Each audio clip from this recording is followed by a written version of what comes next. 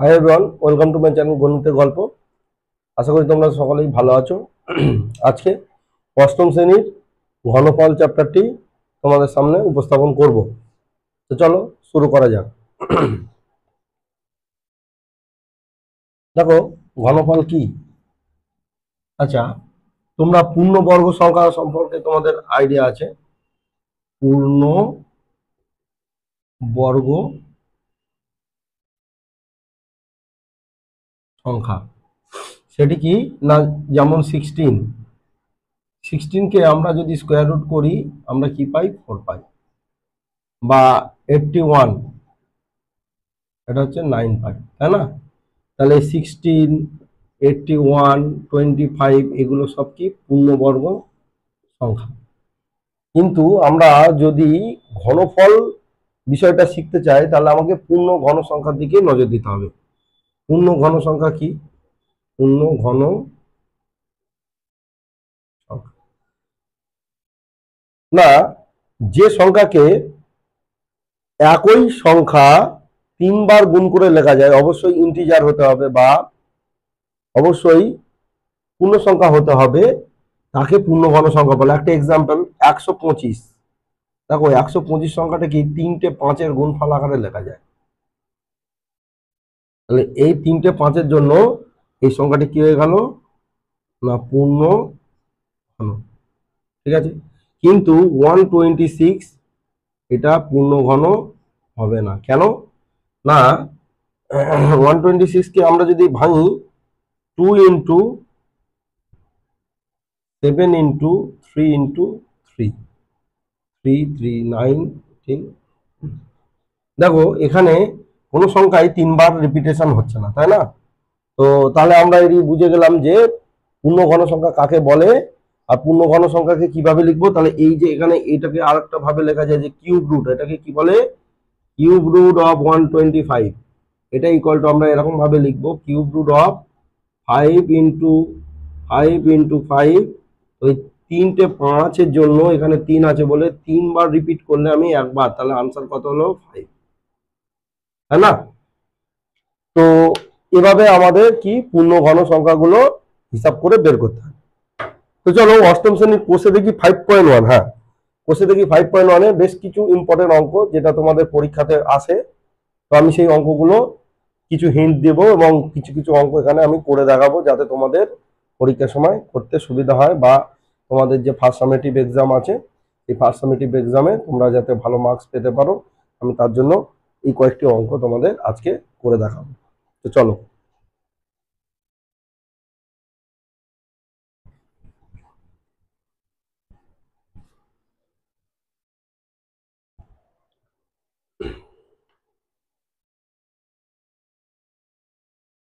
দেখো, এখানে প্রথমের যে প্রবলেম আছে যে কোনগুলো পূর্ণঘন সংখ্যা আর কোনগুলো পূর্ণঘন সংখ্যা নয়, সেগুলো আমাকে টেস্ট করতে হবে। আমি তিনটে এক্সাম্পল নিচ্ছি। এক্সাম্পল হচ্ছে কি, কোষে দেখি 5.1। তো এটা হচ্ছে কোষে দেখি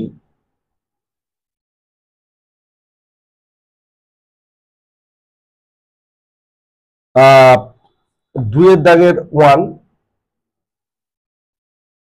এটা হচ্ছে 100 আছে, 2-এ আছে 1000,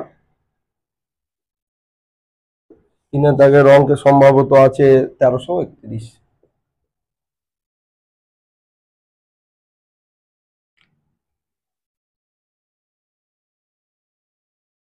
তো এই অঙ্কগুলো কিভাবে করব, এইটি পূর্ণঘন কিনা টেস্ট করব। ঠিক আছে, তাহলে ডিরেক্ট আমরা কি করব? এলসিএম করব বা লসগু করব। তাহলে এটাকে আমি 2 দিয়ে করলে কত? 50, 2 দিয়ে করলে 25, 5 দিয়ে করলে 5। কেউ এরকম ভাবে করতে পারে, কেউ ডিরেক্ট আমরা 10 দিয়ে আমরা করতে পারি 10। তাহলে এই 100কে আমরা লিখতে পারি 2 ইন্টু 2 ইন্টু 5 ইন্টু 5। দেখো, কোনো সংখ্যায় কিন্তু এখানে 3বার নেই, তাই না? তো 3বার না থাকার কারণে এটি কি পূর্ণঘন সংখ্যা হবে না। বা কেউ এটাকে চাইলে 10 ইন্টু 10ও লিখতে পারো, তো সেটা দুবারই আসছে। তাহলে এটা একটি পূর্ণ বর্গ সংখ্যা কিন্তু এটা পূর্ণ ঘন নয়। তাহলে এটি কি হয়ে গেল? পূর্ণ ঘন নয়। ঠিক, দুইটা 1000। তো 1000 কে আমরা এলসিএম করি, আমরা 10 দিয়ে করলে 100, এটা ডিরেক্ট 10 দিয়ে করার কারণ হচ্ছে কি, তিনটে 10 গুণ করলে 1000 হয়, এটা অলরেডি জানি। তো 1000 ইকুয়াল টু কি লিখবো, 10 ইন্টু 10 ইন্টু 10। তাহলে এই কারণে কি হচ্ছে, এটি একটি পূর্ণ ঘন সংখ্যা। 3 নম্বর দেখো 1331। দেখো এই 1331 সংখ্যাটি 11 দিয়ে যায় কেন? 11 একে 11 2, 11 একে 11 1 1, তাহলে 11 দিয়ে করলে আবার 11, তাহলে তিনটে 11, তাহলে 11 ইন্টু 11 ইন্টু 11। তাহলে এখান থেকে আমরা পাচ্ছি কি না, এই যে 1331 এটিও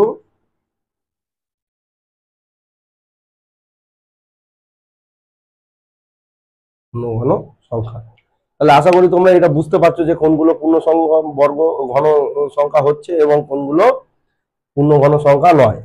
এবার আমি পরবর্তী যে এক্সাম্পল আর যে বাকি যে দুটো তিনটে অঙ্ক আছে সেটা তোমরা বাড়িতে চেষ্টা করবে, আর যদি না করতে পারো বা যদি তোমাদের লসও করতে সমস্যা হয় তাহলে অবশ্যই কমেন্ট করে জানিও, আমি নিশ্চয়ই পরবর্তী ভিডিওতে এটি নিয়ে কথা বলবো। তো এর পরের যে প্রবলেমগুলো আছে, পরের প্রবলেমগুলো একটু ইন্টারেস্টিং। আমি দুটো একটা প্রবলেম নিয়ে জাস্ট আলোচনা করি। দেখো 3-এর দাগের যে প্রবলেমটা আছে এটিও পূর্ণ ঘন নয় বা পূর্ণ ঘন সেটি চেক করতে হবে। তো 4-এর দাগের যে প্রবলেমটা আছে এটা খুব ইম্পর্টেন্ট অঙ্ক এবং খুব ইন্টারেস্টিংও। 4-এর দাগের প্রবলেমটা কি বলছে আমি বলি। নাম্বার 4 বলছে দেবনাথ একটি আয়তঘন তৈরি করেছে যার দৈর্ঘ্য প্রস্থ উচ্চতা 4, 3 ও 3। তাহলে একটি আয়তঘন যার দৈর্ঘ্য 4 cm, প্রস্থ 3 cm এবং উচ্চতা 3 cm। তাহলে আমার এই ডেটাটা দেয়া আছে। এবার বলছে যে এই রকম আয়তঘন জুড়ে কত ঘনক তৈরি করা যাবে, মানে এরকম আয়তঘন কতগুলো আয়তঘন নিলে আমরা ঘনক তৈরি করতে পারবো। আমরা চলে আসি দেশলাই বাক্সের কথা। তোমরা নিশ্চয়ই এরকম দেশলাই বাক্স দেখেছো আয়তঘন টাইপের। এই যে দেশলাই বাক্সগুলো এরকম থাকে, এরকম দেশলাই বাক্স যদি পরস্পর এরকম জুড়ে দিই তাহলে কতগুলো দেশলাই বাক্স এরকম নিয়ে একটা টোটাল এরকম একটা ঘনক শেপ দেওয়া যাবে। তাহলে এই কোশ্চেনটা হচ্ছে এরকম কোশ্চেন, হ্যাঁ, যে এইরকম এই ঘনকের মধ্যে এইরকম একটা দেশলাই বাক্সগুলো সাজিয়ে সাজিয়ে একটা বড় ঘনক তৈরি করা যাবে, এরকম কটি দেশলাই বাক্স আমাকে জোগাড় করতে হবে, তাই না? ঠিক এই প্রবলেমটাও তাই, যে একটা আয়তঘন বলে দিয়েছে, ধরো এই আয়তঘনটাই, হ্যাঁ, এটা 4, এটা 3, এটা 3। তাহলে বলছে কি এইরকম আয়তঘন জমিয়ে আমি এরকম ভাবে ঘনক বানাবো, সেই ঘনক তৈরি করতে কতগুলো আয়তঘন লাগবে। তো দেখো আগে স্ট্রেট ফরওয়ার্ড এগুলোকে আমরা যদি ভলিউম বের করতে চাই, আয়তন বের করতে চাই, দেখো এখানে কটি চার আছে, একটি চার আছে, তাই না? একটি 4 সেমি।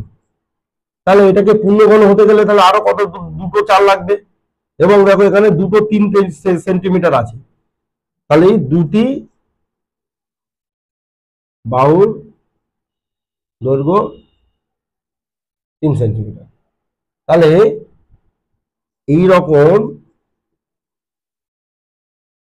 আরো কতগুলো লাগবে, একটা চারের জন্য আরো দুটো চার নিলাম এবং দুটো 3 আছে বলে একটা 3, মানে 48টি আয়তঘন জুড়ে বড় ঘনক তৈরি করা যাবে। তাহলে দেখো এটি খুবই সিম্পল ভাবে হলো যে একটা চার ছিল আমার, এখানে দুটো চার লেগে গেল এবং দুটো 3 ছিল, তাহলে একটা 3 লেগে গেল, তাহলে আমার লাগলো হচ্ছে 4 আর একটা 4 একটা 3, টোটাল হচ্ছে 48। তো আমরা এই অঙ্কটি একটু ভালোভাবে প্র্যাকটিস করো, যদিও অঙ্কটি কিছুই নয় কিন্তু অঙ্কটি জাস্ট এই কটা লাইন লিখে আমরা যদি করি তাহলে পরীক্ষার সময় মনে হয় না তোমাদের খুব একটা প্রবলেম হবে। তো চলো পরবর্তী যে টাইপটা আছে সেটা একটু দেখিয়ে দিই।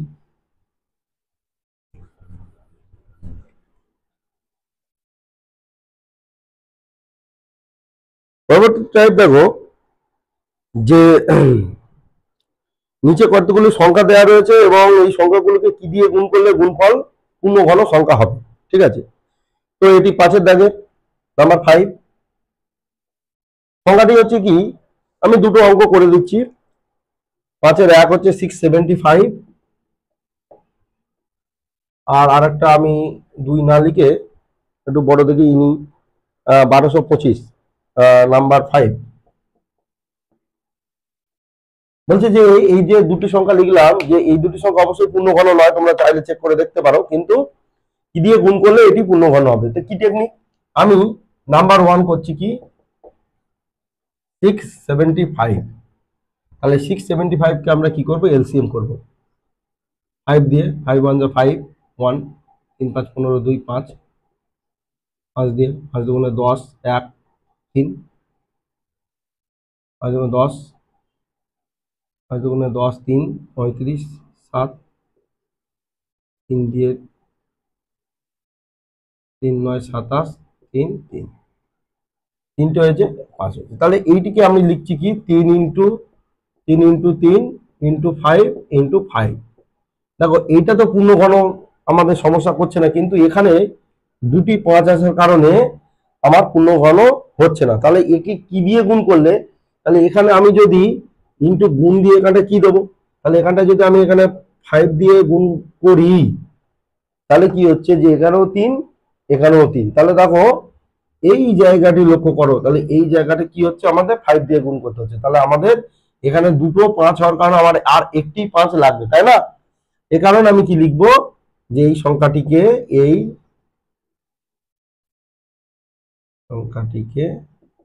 5 দিয়ে গুণ করলে ফল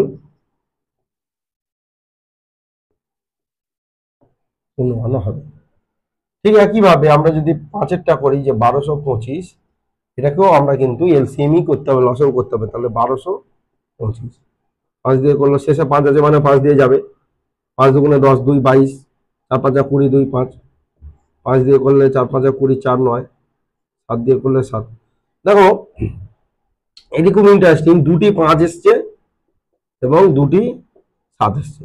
তাহলে দুটো 5, এটা তো পূর্ণঘন নয়, এটাও পূর্ণঘন নয়। তাহলে এখানেও একটা 5 দরকার, এখানেও একটা কি দরকার, 7 দরকার, তাই না? তাহলে এখানে কি হচ্ছে, এই সংখ্যাটিকে 5 ইন্টু 7 মানে 35 দিয়ে গুণ করলে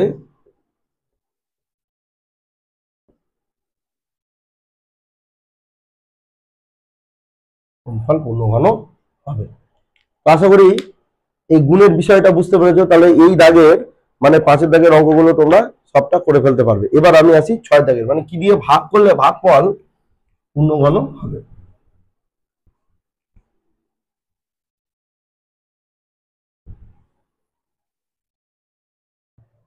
তো চলো 6 দাগের যে প্রবলেম গুলো বলছে যে কি দিয়ে ভাগ করলে ভাগফল পূর্ণঘন হবে, তাহলে প্রথম যে প্রবলেমটা হচ্ছে 7,000, আর আরেকটি করব আমি, আরেকটি করছি 4394। তাহলে এই দুটি সংখ্যা আমি টেস্ট করবো, বাকি অঙ্কগুলো তোমরা অবশ্যই অবশ্যই বাড়িতে করবে। যদি না বুঝতে পারো তাহলে আমাকে কমেন্ট করো, অবশ্যই আমি চেষ্টা করবো। তাহলে 7,000 কে আমরা কি করব, এলসিএম করব। তাহলে প্রথমে 7 দিয়ে করে দাও 1000, 10 দিয়ে করো 100, 10 দিয়ে করো 10। তাহলে এই 7,000 equal to 10 into 10 into 10 into 7। দেখো এইটা তো পূর্ণঘন হয়ে যাচ্ছে, কিন্তু এই যে 7 একটা এক্সট্রা আছে, এই এক্সট্রা 7 যদি আমি তাড়িয়ে দিই এখান থেকে, তাহলে কি হবে, এটি পূর্ণঘন হয়ে যাবে, তাই না? তাহলে অবশ্যই অবশ্যই এই সংখ্যাটিকে কত দিয়ে ভাগ করতে হবে, 7 দিয়ে ভাগ করতে হবে। এই সংখ্যাটিকে 7 দিয়ে ভাগ করতে হবে।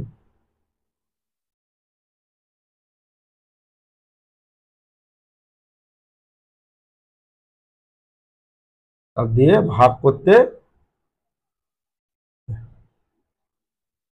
এবার আমি নাম্বার 34394 এইটাকে আমি একটু এলসিএম করি। এটা তো সংখ্যাটা বেশ বড়ই মনে হচ্ছে।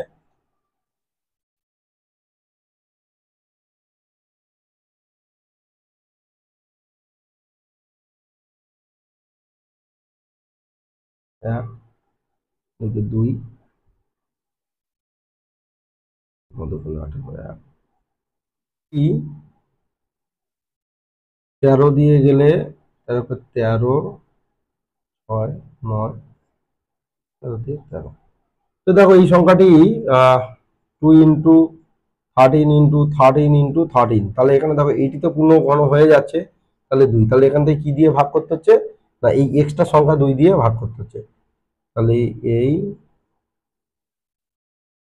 সংখ্যাটিকে 2 দিয়ে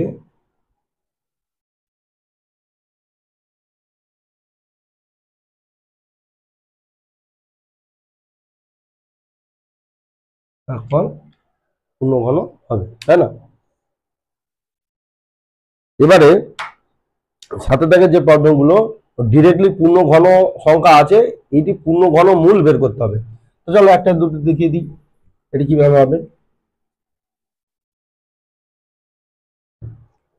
সাথে থাকে যে প্রবলেম যে 512 এটার পূর্ণ ঘনমূল বের করতে হবে। এটার ঘনমূল নির্ণয় করো। তো ঘনমূল কিভাবে বের করবো? অবশ্যই এলসিএম করে নিতে হবে।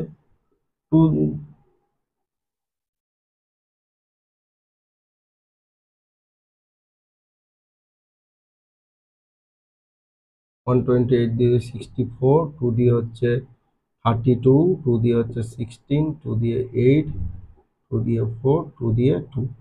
তাহলে দেখো একটা সেট, দুটো সেট, তিনটে সেট, তাহলে এরকম 3টে 2 সেট পাওয়া গেছে। তার মানে কি হবে কিউব রুট অফ, এখন cube root of 512 is equal to cube root of 2 × 2 × 2, আবার 2 × 2 × 2, আবার 2 × 2 × 2। তাহলে এখানে একটা 2, দুটো 2, তিনটে 2, তাহলে এখান থেকে আসছে 2 × 2 × 2 দ্যাট ইজ 8। তাহলে দেখো এরকম ভাবে আমাদের কি পূর্ণ ঘন সংখ্যা থেকে আমরা ঘনমূল বের করতে পারি। তাহলে আরেকটি সংখ্যা নিই 10,648। ঠিক আছে, এটি একটি বড় সংখ্যা। তো চলো এই সংখ্যাটি নিই 10,648, সেটা ভি 10,648।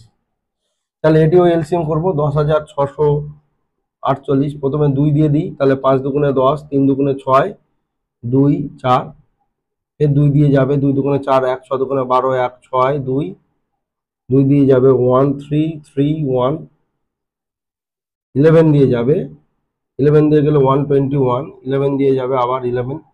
তাহলে দেখো এই হয়ে গেল। তাহলে এইটা এখন এখন বলে লিখবো যে cube root of 10,648 is equal to cube root of 11 × 11 × 11 × 2 × 2 × 2।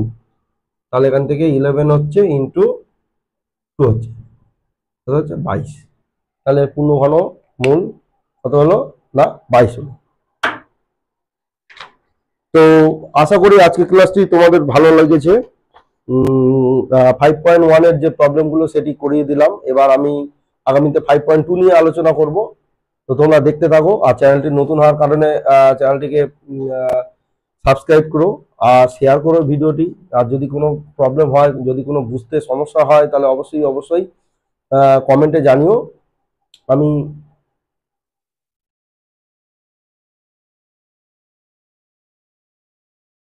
আমি পরবর্তী ভিডিওতে তোমাদের কোয়ারিজগুলো নিশ্চয়ই সলভ করার চেষ্টা করব। আর সর্বোপরি এটা বলতে পারি যে গণিতে ভয় কাটানোর জন্য একটু বেশি বেশি করে প্র্যাকটিস করো, তাহলে মনে হয় তোমাদের গণিতে ভয় কেটে যাবে এবং পরীক্ষাতে তোমরা আরো ভালো রেজাল্ট করবে আগের থেকে। ঠিক আছে, তো চলো। চলো তাহলে আজকে এই পর্যন্ত, টাটা।